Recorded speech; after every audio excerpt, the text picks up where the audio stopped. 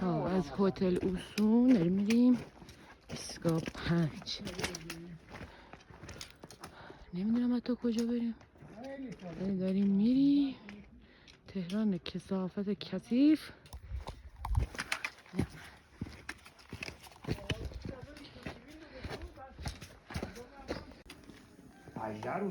هتل اوسون. چون اینو نگاه کن یخ داره. یخ.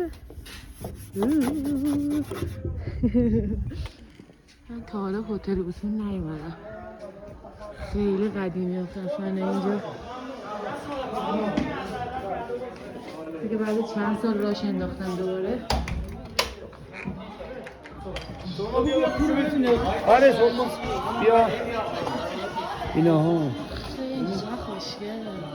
همون بازه افتاد. اون بازه که تابستونی افتاد که درخت حسینی نام افتاده. واه چه درخت گنده ایه. اینا مشتریای مجید بودن. خب اینایی که الان اومدن تو هتل. اینا مشتریای قبل مشتری هتل بودن.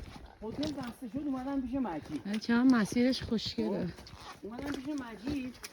الان که هتل دوباره اومدن اینجا بو شمال میده. احساس میکنم اینجا یه ذره تمیزه. اون پایینش که مثل شماله اون در یه ذره هم آلودگی دورشی یه ذره. ولی سوز داره سوز. سرده. از این چقدر مونده؟ گفتم از اون هتل تا اینجا چقدر؟ گفت خب گفتم اینقدر دیگه مونده. اومد اینجا بعد نگاه کردید این پشته. وای چه شوکی به بنده خدا دادی. وجد اون آخوشنگاریون کمرش داره. برف. همون پشت میره این بالا. برف واقعی. از زیبایی های ایستگاه 5. آقای مفهومی همیشه داره خاطره تعریف میکنه.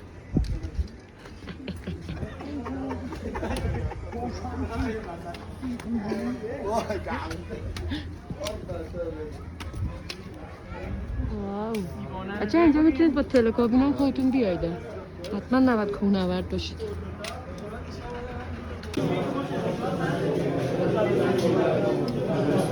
عارفین دیگه بیا. آقای مفهوم بفهم.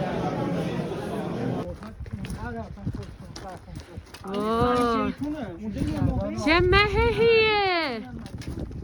این یک مه واقعیه. نگاه کن. این دیگه بالاخره آلودگی نیست. ما چون هم نیومدی نه؟ نه. این الان میگیم ببین.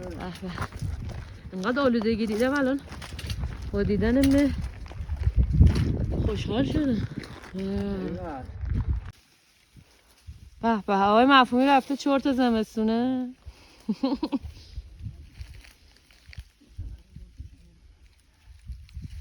بلند شید بلند شید. کجا بخوابم؟ حالا اینجا به کجا بخوابم همین؟ میگم اینجا به کجا بخوابم؟ چیزی دیگه یاد گرفت.